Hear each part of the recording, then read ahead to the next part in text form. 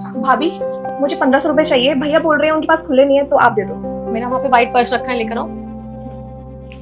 कौन है ये लड़की? तो तुझसे पैसे क्यों मांग रही है? ननद है मेरी। नमस्ते आंटी। हेलो, ये लो। थैंक यू भाभी। भाभी आपको मार्केट से कुछ मंगाना है तो बता दो, मैं तुरंत लेते आऊँ। मैं मैसेज डाल दूंगी, कुछ चाहिए होगा तो। ठीक है। ठीक है भाभी, बाय। पहले कभी देखा नहीं तेरे घर में। कौन है ये? नंद तो तेरी अपनी कोई नहीं है। चाची की लड़की है ना सैम की। चाचा की लड़की है? चाचा की लड़की यहाँ क्या कर रही है? और है तो है, पैसे भी मांग रही है तुझसे। तू मांग रही है पैसे? हमारे साथ रहती है तो मुझसे पैसे मांगेगी ना। मतलब दीदी, इसका सारा खर्चा आप और जीजू उठाते हो, और जबकि सगी बहन भी नहीं है उनकी, चचेरी बहन है, कजन है। अरे आप इतनी सारी रिस्पॉन्सिबिलिटी क्यों उठाते हो? आपको क्या मतलब है? निकालो उसे घर से। बेटा ये बिल्कुल सही कह रहा है। अरे नंद है तेरी, वो भी चचेरी नंद। क्या जरूरत है पैसे खर्च करने की? पैसे सेविंग करना सीख। तेरा पति इतनी मेहनत से कमाता है। अरे अपने लिए खर्च कर, अपने पति के लिए खर्च कर, अपने घर के लिए खर्च कर। परायों पे खर्च करने की क्या जरूरत है? और ये तो लड़की है, वैसे भी शादी करके चली जाएगी, बचेगा कुछ है नहीं, दहेज और लेके जाएगी। मम्मी आप क्या बोल रहे हो? मुझे कुछ समझ में नहीं आ रहा। हमारे साथ रहती है, सैम की बहन है, तो हमसे पैसे मांगेगी ना। मैं समझाती हूँ तुझे। देख माँ हूँ मैं तेरी, इसलिए तुझे अच्छा ही समझाऊंगी, तेरे भले के लिए समझाऊंगी।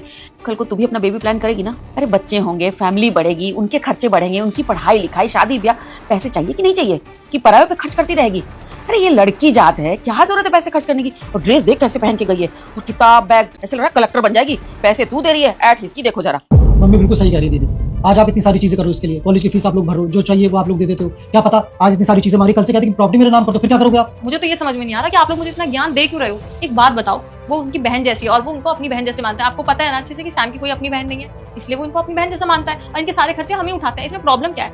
आप मुझे एक बात बताओ, आपने मुझे इतना ज्ञान तो दे दिया, अब मैं सैम को बोलूं कि शादी हो गई है, तुम्हारे सारे पैसों पे मेरा हक है, तुम कहीं और पैसे मत दो, लेकिन शादी से पहले का क्या? शादी से पहले जब वो छोटे थे और आपको अच्छे से पता है कि उनके मम्मी पापा नहीं है, चाचा चाची ने उनको पाला है, तो मैं क्या बोल दूं कि उनकी बेटी पे आप खर्चा मत करो? फिर मेरी क्या इमेज रह जाएगी? आप तो मुझे वो लड़की बनाना चाहते हो जो अपना घर तोड़ती है। बट मम्मी सच बताऊं ना, तो मैं वो लड़की कभी नहीं बनना चाहूंगी जो अपना घर तोड़े। मैं वो लड़की बनना चाहूंगी जो अपना घर जोड़ के रखे। अरे बेटी तू समझ क्यों नहीं रही है? इन्वेस्ट वहां किया जाता है ना जहाँ से रिटर्न की उम्मीद हो। ये क्या रिटर्न करेगी? पढ़ेगी लिखेगी, दहेज लेके दूसरे के घर चली जाएगी, कुछ नहीं मिलना, ठन ठन गोपाला। क्यों खर्च कर रही है? समझ, मैं तेरी भलाई के लिए समझा रही हूँ बेटा, मत कर। देख तू शादी करके आई है ना, तो इस घर को संवारना तेरा काम है। अपने पति को ना कंट्रोल में करके रख, कोई जरूरत नहीं है ऐसे फालतू खर्च करने की। पति को भी समझा और तू भी समझ। माँ हूँ, भले के लिए समझा रही हूँ, कोई नहीं समझाएगा इतना। अरे छोड़ो मम्मी, आप किसको समझा रहे हो? इसके दिमाग में कुछ नहीं घुसेगा, इसको समझाने का कोई फायदा नहीं है। मेरी बीवी आने दो, देखना पूरे कंट्रोल में रखूंगा, जैसा आप कहोगे ना वैसा करेगी वो। क्या बोला भाई तूने कि तू अपनी बीवी को कंट्रोल करके रखेगा, तू मेरे ऊपर बिल्कुल भी नहीं जाएगा? वैसे सच बताओ ना तो तू मेरे जैसा कभी बन भी नहीं सकता, क्योंकि मैं घर नहीं तोड़ना चाहती, घर जोड़ना चाहती हूँ। मैं ना तुझे तेरी बड़ी बहन होने के नाते एक सीख दूंगी, मम्मी के इशारों पे कभी मत चलियो। अगर तूने अपनी बीवी को ऐसे कंट्रोल किया, किसी चीज के लिए मना किया ना, तो क्या पता वो तुझे तलाक देके घर छोड़ के चली जाए।